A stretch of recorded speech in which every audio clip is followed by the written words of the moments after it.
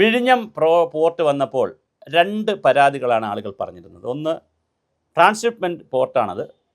അപ്പോൾ കടലിൽ തന്നെ കടൽ വഴി വരുന്ന കപ്പൽ, വലിയ കപ്പലിൽ വരുന്ന സാധനങ്ങൾ, കണ്ടെയ്നറുകളാണ് വരുന്നത്. കണ്ടെയ്നറുകൾക്കകത്ത് വിവിധ വസ്തുക്കളായിരിക്കും, വിവിധ രാജ്യങ്ങളുടെ ഉൽപ്പാദനങ്ങളായിരിക്കും. ആ കണ്ടെയ്നറുകൾ വിഴിഞ്ഞത്തെത്തുന്നു, ചെറിയ കപ്പലുകളിലേക്കും ബോട്ടുകളിലേക്കും മാറ്റുന്നു. അപ്പോൾ അവർ കൊണ്ടുവരുന്ന ഒഴിഞ്ഞ കണ്ടെയ്നറുകൾ ഇഞ്ഞ് കയറ്റുന്നു. അങ്ങനെ പോർട്ട് ടു പോർട്ട് വെച്ച് ഒഴിഞ്ഞ കണ്ടെയ്നറുകൾ എത്തിക്കാനും എടുക്കാനും നിറഞ്ഞ കണ്ടെയ്നറുകൾ കൊടുക്കാനുമുള്ള ഒരു ട്രാൻസ്ഷിപ്മെൻറ്റ്, അതൊരു ഗോഡൗൺ പോലത്തെ ഒരു പോർട്ടാണ്, മദർ പോർട്ട് എന്നൊക്കെ പറഞ്ഞ് വന്നത്. പക്ഷേ ഇപ്പോൾ കരയിലൂടെയുള്ള ചരക്ക് ഗതാഗതത്തെക്കുറിച്ചും ഗൗരവമായി ചിന്തിക്കുന്നുണ്ട്. ഇത് നേരത്തെ പ്രോജക്റ്റിലുണ്ടെന്നാണ് തോന്നുന്നത്. സമ്പൂർണ്ണ വിവരം എനിക്കറിയില്ല, പുറത്തു വന്നിട്ടില്ല. പക്ഷേ അതിനനുസരിച്ചുള്ള റോഡ്, റെയിൽ കണക്ടിവിറ്റി, എയർ കണക്ടിവിറ്റിയൊക്കെ ഇനിയും നമുക്ക് ഉണ്ടാകേണ്ടത്. എയർ കണക്ടിവിറ്റി ഇനി വിമാനത്താവളം അവിടെ കൊണ്ട് പണിയാൻ പറ്റത്തില്ല, തിരുവനന്തപുരത്തുണ്ട്.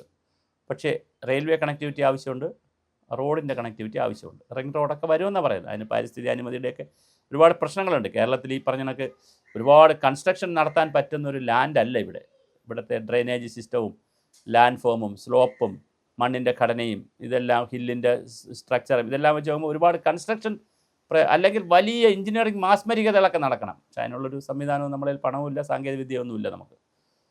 അപ്പോൾ അതുകൊണ്ടുള്ള പ്രശ്നങ്ങൾ വളരെ വലുതാണ്. എന്തായാലും കപ്പൽ അവിടെ വന്നു.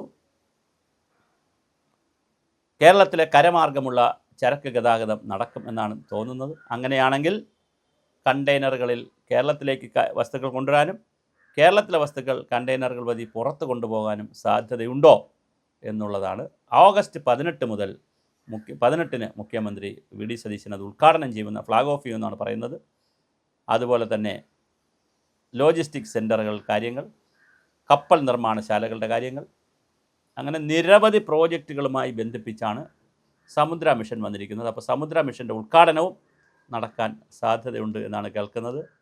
എന്തായാലും വളരെ ഗൗരവതരമായ ഒരു ഇടപെടലാണ് വിഴിഞ്ഞത്തുണ്ടാകുന്നത്. വിഴിഞ്ഞത്ത് വലിയ പ്രോജക്റ്റാണ് പറയുന്നത്. പക്ഷേ ഇതെല്ലാം വരുമ്പോഴും ഒരു വിഭാഗം ജനങ്ങൾ വിഴിഞ്ഞത്ത് ആശങ്കയിലാണ്.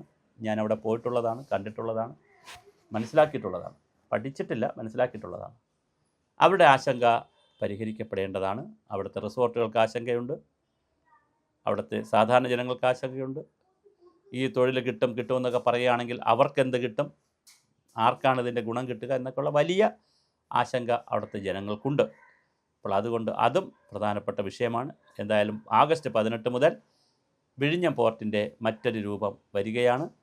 കരയിലേക്കുള്ള കണ്ടെയ്നറുകളുടെ സഞ്ചാരവും, അപ്പോൾ അതിനനുസരിച്ച് വലിയ ലോറികളും സംവിധാനങ്ങളും അതിൻ്റെ തൊഴിലുകളും ഇതൊക്കെ വേണ്ടിവരും. അപ്പം കേരളത്തിന് വേണമെങ്കിൽ ഒരു പോർട്ട് സിറ്റി ആയിട്ടൊക്കെ വളരാൻ പറ്റുമെന്നൊക്കെയാണ് വി ഡി സതീശൻ അവരുടെ ചിന്ത.